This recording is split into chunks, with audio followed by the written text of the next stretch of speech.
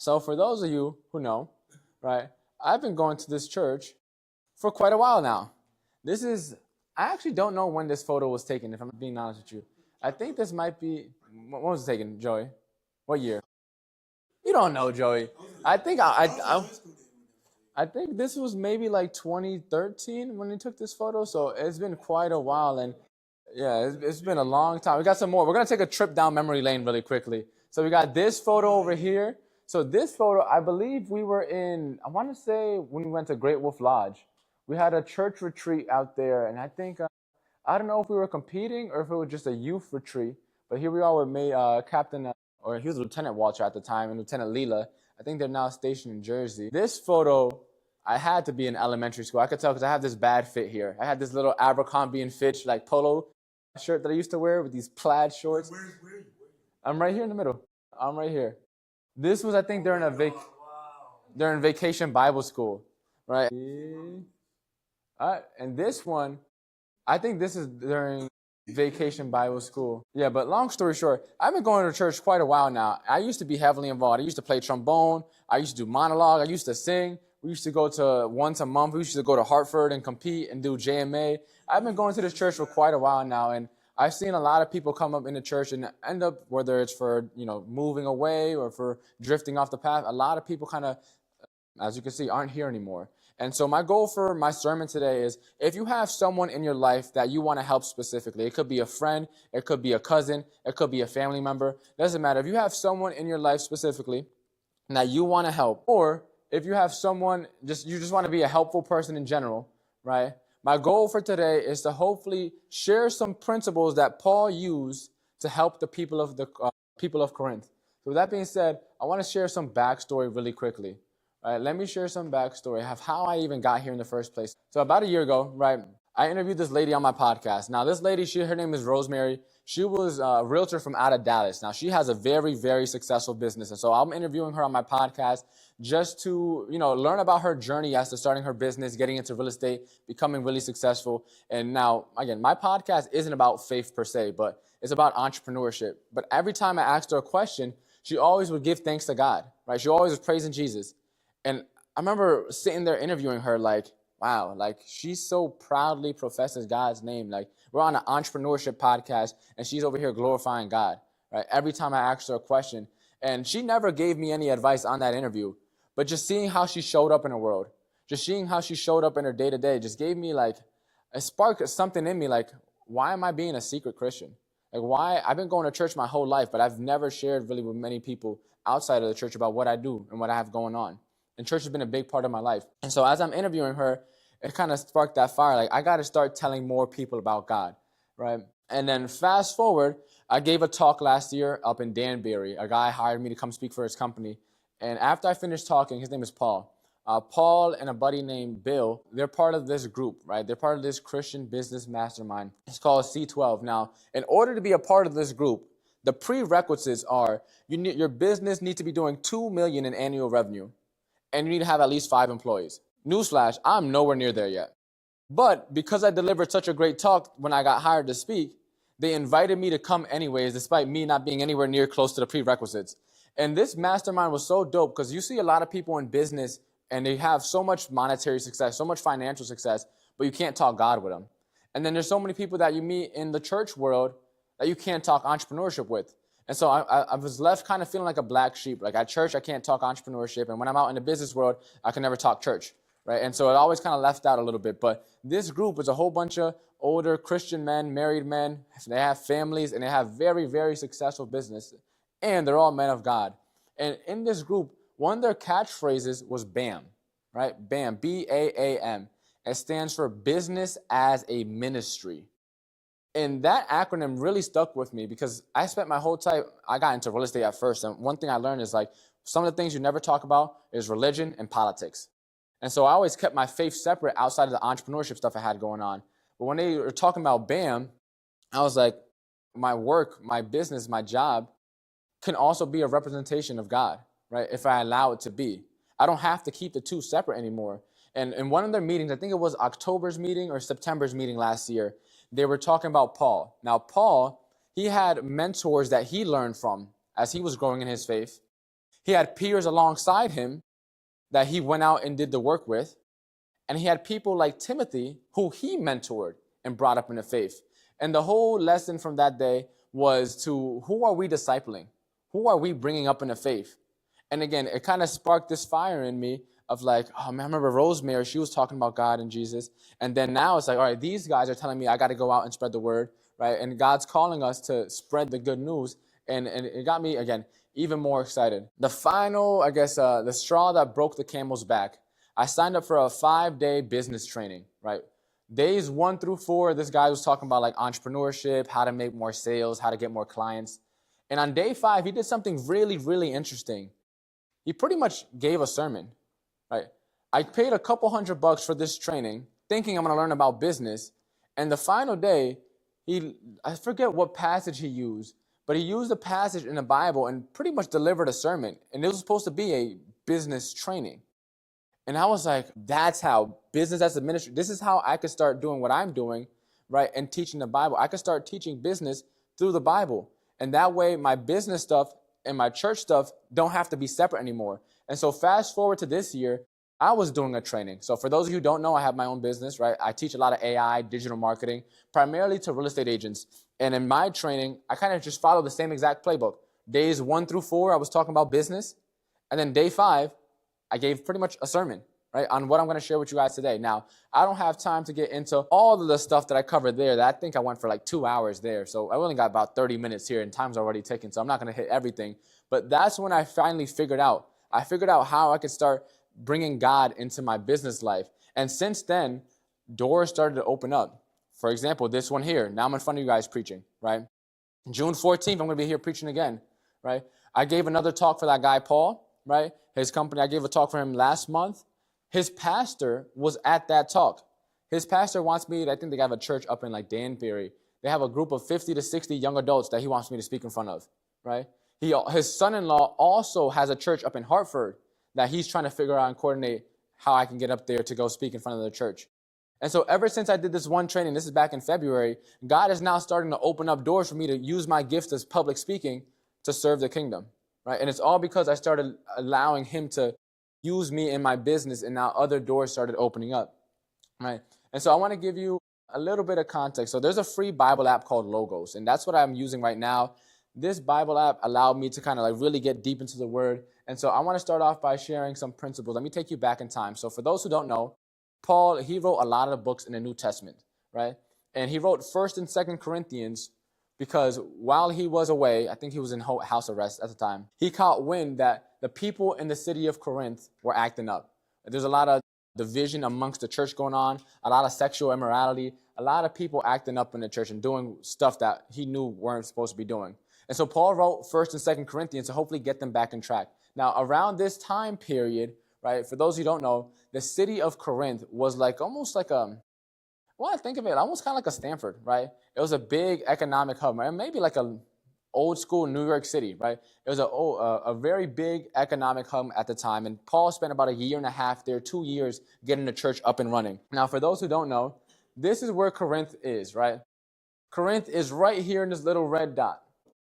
In this passage I shared, right, I extracted about 5 principles that I want to share with you guys that Paul was sharing in this little passage that we just we read a little earlier. So let's get right into principle number 1. Become a slave to everyone, right?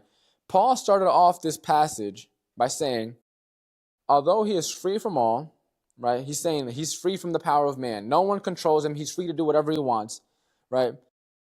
Despite that, he made himself a slave to everyone.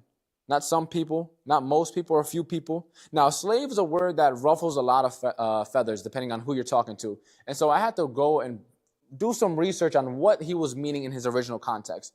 So the word that they use in the original translation was a Greek word, and it's called, I think it's pronounced duolu or something like that. It's like Duoloo or something like that. But it pretty much means to bring under servitude.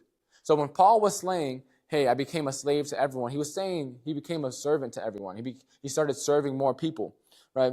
And I started looking up, like, what makes a good servant? So it pulled me back. I used some cross references to Galatians 5:13, which says, for you were called to be free, brothers and sisters, only don't use this freedom as an opportunity for the flesh, but serve one another through love, right?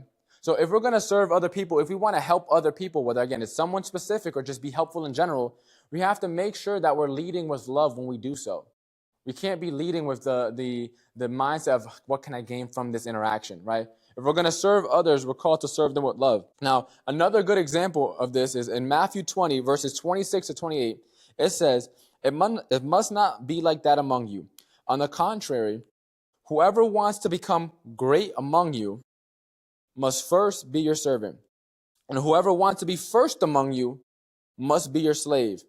Just as the Son of Man, Jesus, did not come to be served, but to serve and to give his life as a ransom for many. So Jesus Christ, our ultimate role model, literally states here, he didn't come to be served. He came to serve others, right? So if we're going to help more people, right, we have to be of service for more people. Right, and now Paul, he's saying he was doing this all to spread the good news, right? If we have people that we want to help, we have to make sure that we're helping them, we're serving them at the highest level, just as Jesus did, right? Just as it says in Galatians, we're serving with love. And now I have a couple $1 million questions, $1 million reflection questions, right? First question: how many people are you serving? Right? Are you serving a lot of people like Paul did, right? Or just a few? Next question, how highly are you serving them, right? Are you giving everything you got? Or are you doing the bare minimum, right? Next question, right? Are you serving people because you were told that you have to, or are you free and you choose to, right? Paul started verse 19 by saying that he's free from all, that no man has control of him. And despite that, he decided to make himself a slave to everyone. So are you serving out of obligation or out of love? Again, you don't have to answer now, but just things I just want you to start thinking about. Next principle. Right? Meet people where they're at. Paul pretty much says, right, he became like a Jew. He became like one under the law. He became like one without the law. He became like the weak. He became all things to all people, right? Bruce Lee talks about being like water, right? If you put water in a bottle, it takes the shape of a water bottle, right? If you put water in a cup, it takes the shape of a cup. A lot of times we say we want to help people and we give them the same blanket message. We say everyone the same message. Jesus loves you, Phil. Jesus loves you, Mike. Jesus loves you, Joey, right? We tell everyone, Jesus loves you. Jesus loves you. That's great and all, but what if that's not what people need to hear in that moment, right? Paul says that he became like all these people, right, to help them become saved, right? He wasn't spreading the same exact message to everyone, right? He changed it up depending on who he was in front of.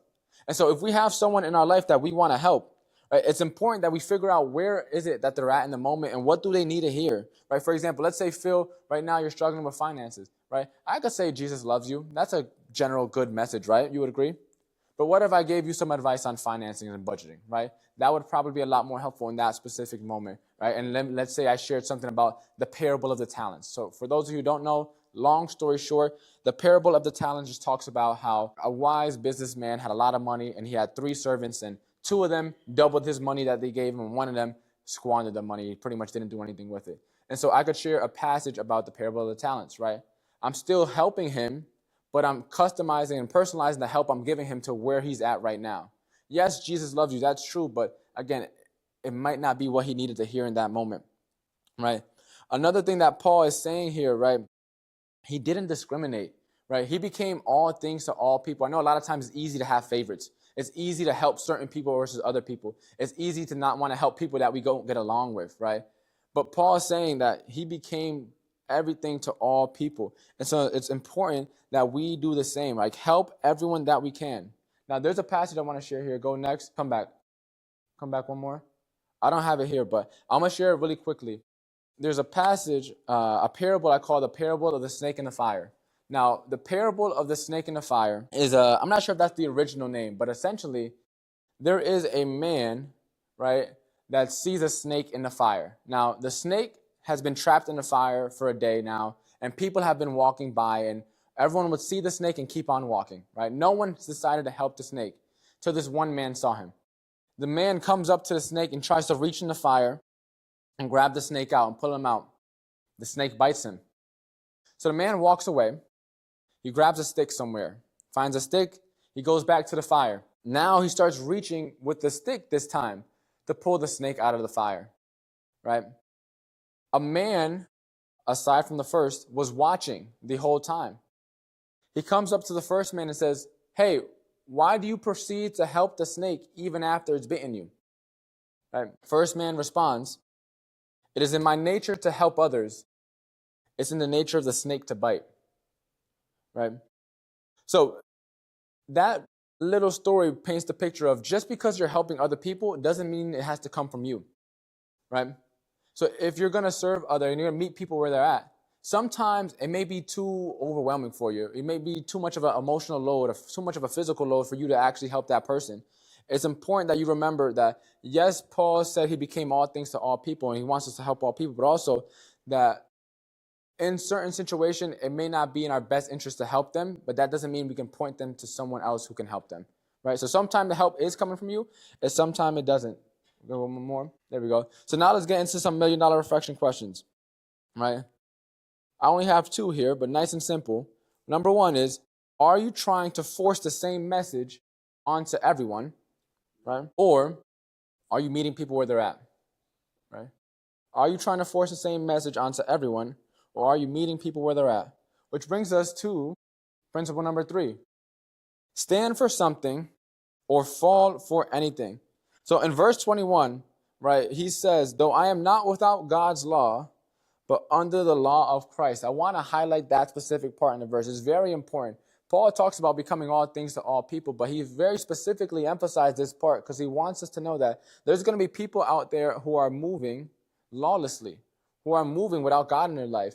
And we can help them, but it's important to remember that just because we want to help them doesn't mean we get out of jail free card to start sinning, right? Just because there's people out there who are sinning doesn't mean we get a free pass to start sinning so we can help them. It's important to know what values are you standing on. What's the hill that you're dying on? Paul was pretty much saying that although he met people where they were at, he didn't compromise his beliefs and his values.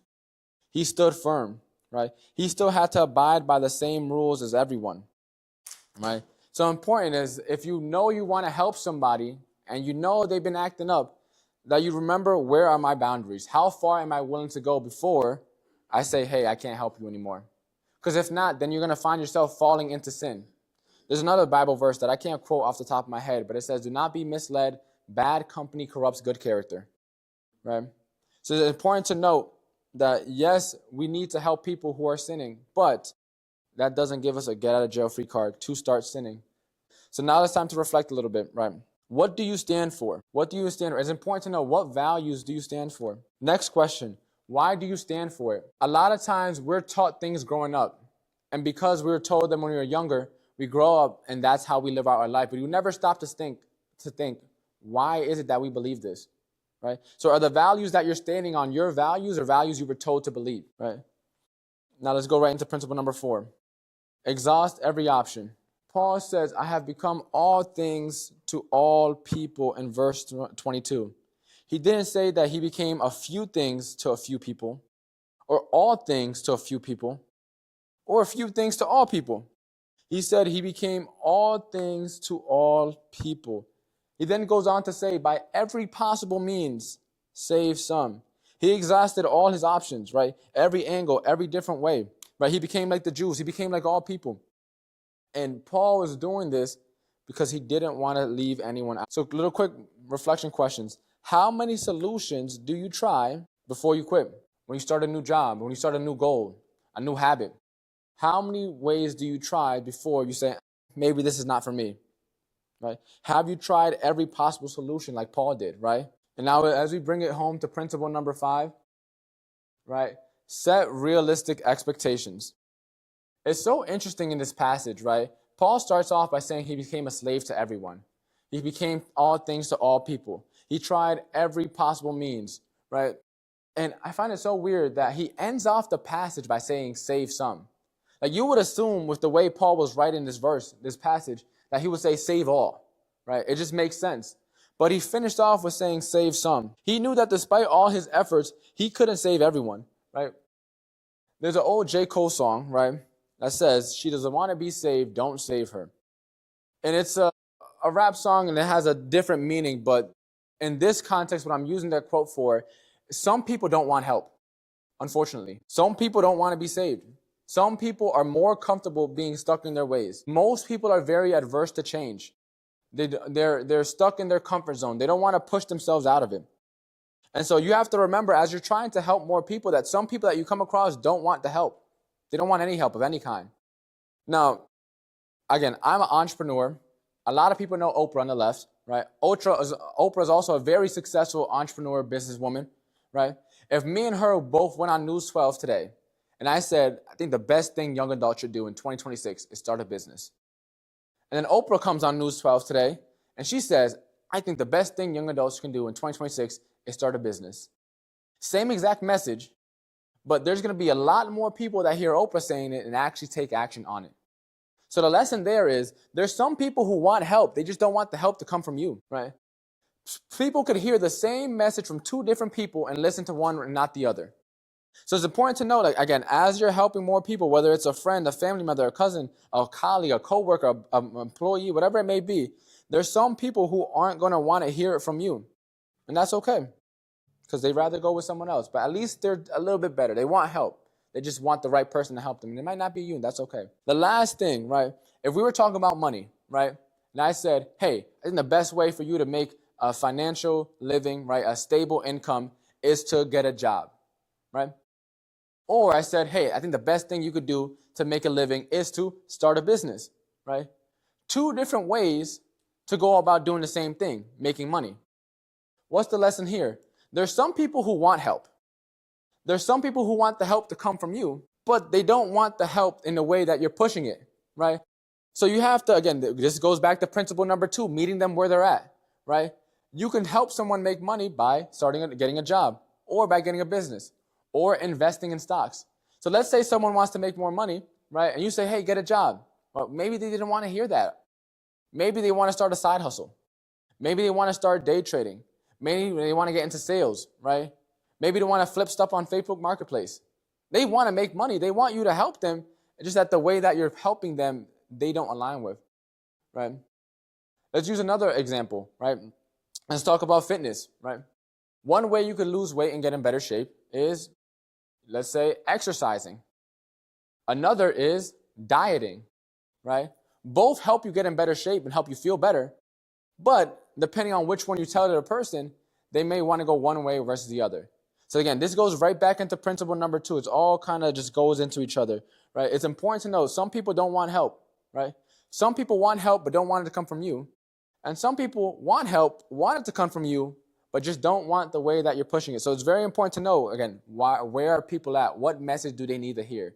Because if you know where they're at, you'll be able to help them, right? So some more reflection questions, right? Question number 1, what expectations do you have set for yourself, right? We talked about setting realistic expectations. Sometimes we beat ourselves up when we can't help the people we want to help in our lives, right? So what expectations did you have set for yourself, right? Question number 2, do you even have expectations? Do you even have expectations? Question number 3, and now this starts to apply to everything in life and not just helping people. Are you trembling under the weight of those expectations? I know a lot of times, especially for those of us who are goal-driven, right? We have big goals for ourselves. Sometimes it can get heavy, right? Next question, on the flip side, right? Are you setting low expectations so that you can stay comfortable and not push yourself, right? I talked about people being averse to change. It's easy to stay where you're currently at. Are you setting low expectations so you can stay where you're at and not ever have to try? Next question, do your expectation force you to adopt a new identity in order to meet them? Last couple questions here, before we bring this to a close. What expectations does future you have for you? And are you reaching them? Like if you could talk for you 20 years from now and they got to see what you're doing, right? Would they be proud? Yes. Good to know, Joy. All right, let's bring this home. So now whether, again, you have someone in your life that you want to specifically help or you just want to help people in general, these 5 principles, remember, serve people with love, right? We talked about in Galatians, right? Serve people with love. Jesus Christ didn't, and Matthew talks about he didn't come to be served, but to serve. Next one, meet people where they're at. Try to take the time. If you want to help someone, take the time to listen, to see what they're going through before you start giving advice. Stand for something. Make sure you have values, right? Don't compromise your integrity just for the sake of helping others. right? Exhaust every option. Don't give up on them after one try. If you genuinely care about that person, try everything that you can, right, to help them get the help they need. And remember this last principle, set realistic expectations. No matter how hard we try, there's going to be some people who just don't want our help, don't want any help at all, right, or don't want the help that we're pushing. So as we bring this to a close, I want to ask you guys, will you be a Rosemary, right? Will you be a Rose? What do I mean by that? Rosemary, little did she know, she didn't give me any advice that day, but because she was so proud and professed in, her love for God the way that she did, that inspired something in me to kind of start my journey, start getting deeper into the Word. So how can you live by example? How can you be a Rosemary in someone else's life? And as I ask that question, I want to invite you guys to the altar, whether you have something that's weighing on your heart now or have someone that you want to pray for, just something that you want to pray for yourself. Maybe you're the one that needs the help, right? Maybe you have to help yourself first. I want to invite you to the altar. The altar is always open. If you want to take some time, I'm going to play a little song here, right? If you want to come up and pray, feel free to come up. I think there's a lot of people who feel helpless, a lot of people who feel alone. And if we could show up in this world and just help others and be a light like Paul was, right? There's a lot of people who will be able to get more help. So if you're feeling like you need to pray, feel free to come and do so, and I'll let the song play out.